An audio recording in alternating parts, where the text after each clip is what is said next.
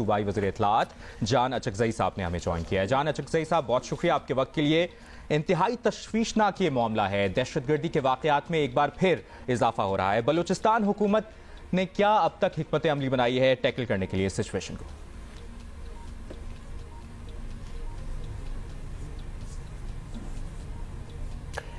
जान अचकज़ई साहब, आपको आवाज आ रही है हमारी?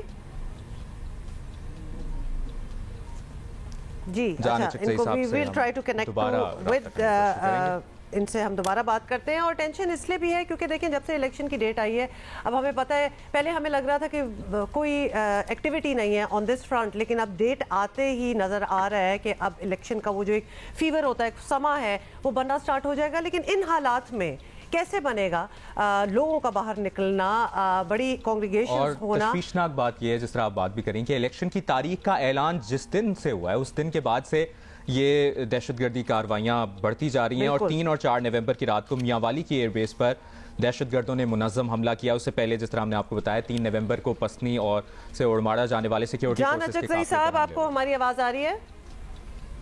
जी बिल्कुल आ रही है, लाउड एंड क्लियर। जी, वेलकम टू द शो। सबसे पहले तो आपसे यही पूछ लेते हैं कि आपके, अब हम देख रहे हैं केपी में हमले हुए हैं, बलोचिस्तान, पंजाब, कौन कर रहा है?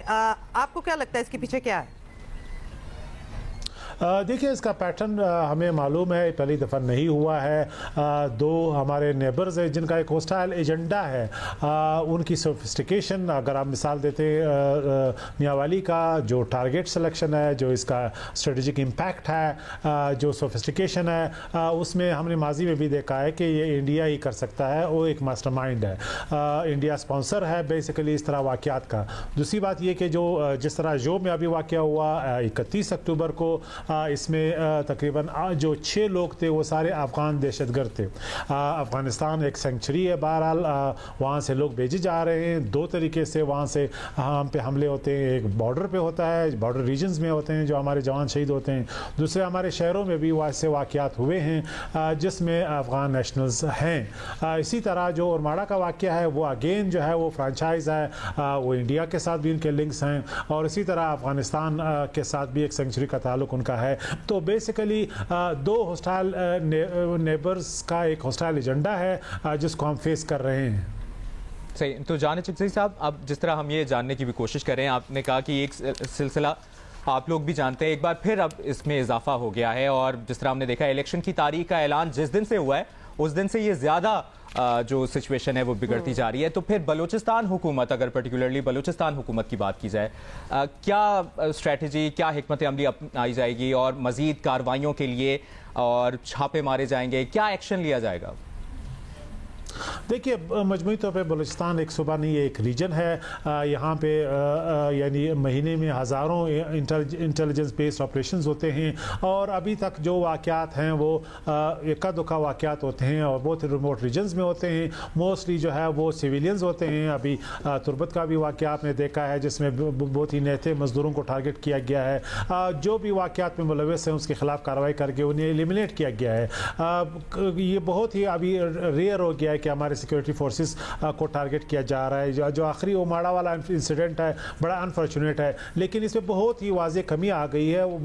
मजमूई तौर पे जो पिक्चर आप देख रहे हैं, हम एक डिफरेंट पिक्चर देख रहे हैं। अल्हम्दुलिल्लाह हम फुटप्रिंट्स कम कर रहे हैं, हमारे जो सिक्योरिटी इदारों की है। FC को हम पीछे ला रहे हैं। क्वेटा में जो है बिलखसूस हम उनकी जो फुटप्रिंट है वो रिड्यूस कर रहे हैं, और लेवीज़ और पुलिस को हम हैंड ओवर कर रहे हैं जो भी एरियाज़ है। तो मजमूई तौर पर पिक्चर जो है वो हमारे लिए एक स्टेबिलिटी का है। हाँ, ये वाक़यात हैं, इंटरनेशनल मीडिया में आते हैं, नेशनल मीडिया में होते हैं, जिसका एक इम्पैक्ट होता है, और लग यूँ रहा होता है जैसे इस तरह वाक़यात में इजाफा हो रहा है। लेकिन अल्हम्दुलिल्लाह जिस तरीके से हमारे सिक्योरिटी इदारे दहशतगर्दी को कंट्रोल करने में काफ़ी हद तक कामयाब हैं, वो अनप्रेसिडेंटेड है। हाँ, जान अचकज़ई साहब, लेकिन शहादतें हुई हैं, हलाकतें हुई हैं, तसलसल से ये अटैक्स जो हैं बढ़ रहे हैं। ये अगर पिछले 4-5 दिन में, एक हफ्ते ही में ही देख लें तो 4 अटैक्स हो जाना इंडिकेशन तो यही दे रही है ना कि इनको अगर टैकल ना किया जाए इस वक्त तो ये एस्केलेट कर सकती है बात। बॉर्डर एरियाज़ को, मतलब ये लोग जो हैं, दहशतगर्द जो हैं, ये किस तरह इन्फिल्ट्रेट कर रहे हैं? क्या हमारी सर्वेलेंस ज़रा डाउन जा रही है, या किस तरह हम उनको पहले इंटरसेप्ट नहीं कर पाए? देखिए, बॉर्डर हमारे लिए एक चैलेंज है, इसमें कोई शक नहीं है, जिस तरह अमेरिका और मेक्सिको के लिए, जिस तरह किसी भी मुल्क के लिए है।